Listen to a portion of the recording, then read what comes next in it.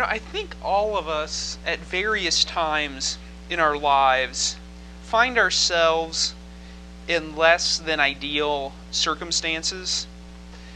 It could be a circumstance at work, it could be a circumstance at home, it could be a circumstance with friends, whatever it might be. I think we all find ourselves probably more often than we would like in circumstances that just are less than ideal.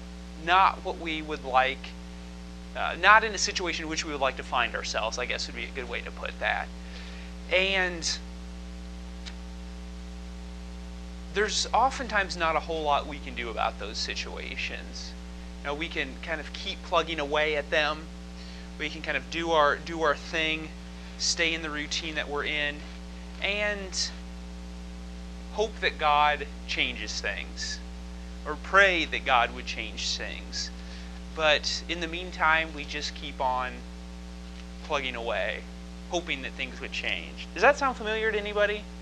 Does anybody resonate with that? Finding ourselves in circumstances that are less than ideal, but not a whole lot we can do about them? Anybody kind of spacing off or nodding their head? So, okay. Well, good. Because we're going to head in that direction today. So I'm glad that everybody can resonate with that a little bit here. And we're going to come back to that in the end of our text here today. Let's look at Luke 5. We're going to skip a couple sections here today. We're going to look at Luke 5. Luke chapter 5. Last week, where did Jesus find himself last week? What city or town? Nazareth. There we go. Born in Bethlehem. He finds himself in Nazareth, which was where he grew up, right? So, in the meantime, Jesus does some miracles here. If you look at the rest of chapter 4, he's doing some miracles. He's working his miracles, and his popularity begins to grow. People hear about the things that Jesus is doing, and they want to come and see him. And so Jesus' popularity has grown quite a bit by the time we hit chapter 5. Chapter 5, it's going to begin to make sense, and as you think about that his popularity has grown, people are coming to see him. Chapter 5, verse 1 says, "On one occasion, while the crowd was pressing in on him to hear the word of God, he was standing by the lake of Gennesaret, or the Sea of Galilee, and he saw two boats by the lake, but the fishermen had gone out of them and were washing their nets." So the crowds are coming to hear Jesus now. He's gained in popularity. They know the people have heard at least this Jesus guy is a miracle worker. He can perform miracles. He can heal people. So people are coming to him to hear him and to see him and to hear what he is teaching and possibly get a glimpse of this man, Jesus, that they heard can work and does work miracles. So it says in my version here, my translation, they're pressing in on him in verse 1. Does anybody else's translation see anything different than that? Put it a little bit differently. Pressing. What's that? Crowding around him. So we get the sense that the crowds are at least to the level where Jesus is being, if you want to put it, mobbed. He's being caught between the crowds and the sea. Okay, so he's being pressed that direction, and so he needs an out. So he sees a boat, and he gets in the boat. He gets in one of the boats. Verse 3, getting into one of the boats, which was Simon's, he asked him to put out a little from the land. And he sat down and taught the people from the boat. So this is a pretty good boat, pretty good sized boat. It doesn't come across there. These fishing boats are probably 25 to 30 feet, enough to house a few people. So he's got at least in here, we don't come to it yet, but it's at least got Jesus, it at least got Simon. Does anybody remember what's a different name for Simon? Anybody know? Peter. Yep, Simon Peter. We're going to get that a little bit later in the story. So Simon Peter's in the boat with him. We're going to have James, we're going to have John, and probably Andrew. So there's probably 5 people at least in this boat. So it's a decent sized boat. So they're all in this boat, and they push out from land so Jesus can get a little breathing space between him and the crowds that were pressing in on him. So they set out, and Jesus sits down to teach. Do you remember that? Where else did he sit down to teach that we've looked at so far? Does anybody remember? Or was he? Huh? The synagogue, yeah, Jay's back there. I know Jay's paying attention, right? That chair's deceiving back there. It looks like he's sleeping, but he's really paying attention. So yes, he sat down to teach. Remember that's often how they taught. They would sit down to teach. So Jesus sits down in the boat. I can't imagine sitting down in a boat to try to teach. I'd be all over the place.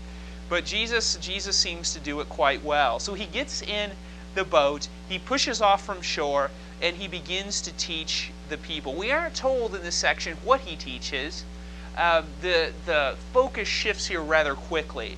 Verse 4, and when Jesus, had finished speaking, he said to Simon, "Put out into the deep and let down your nets for a catch." Now, I used to, as I've said before, I used to do hardwood floors, do a little construction work. I've actually done it off and on for probably over 10 years now. I started when I was 16, and so have done it off and on, and it was probably one of the best jobs I've ever had, just in now, like, I can fix things around the house. Or I try to fix things around the house. Maybe that'd be a better way to put it. But one of the things about, especially laying a hardwood floor, you would get the homeowners that would be in there, or if it was a new construction, there might be a contractor in there, or a different subcontractor, somebody in there doing work. Or if you're doing a gym, there'd be other construction workers in there, or occasionally the gym teacher, somebody would come through and watch you work. And it was always great when somebody who wasn't a hardwood floor installer would come and tell you how to do your job. That I always loved that when I'm putting a floor down and somebody would give me advice. I had no idea what they were doing, but give me advice on how to do it a little bit better. I've been doing this for 10 years, and so it was always great to hear other people's advice on how to do my job better. And yet, this is exactly where Peter finds himself. Okay? Peter, the lifetime career fisherman, is fishing, or is a fisherman, we should say, and Jesus, the son of a carpenter who is not a career fisherman, gives Peter advice on how to fish.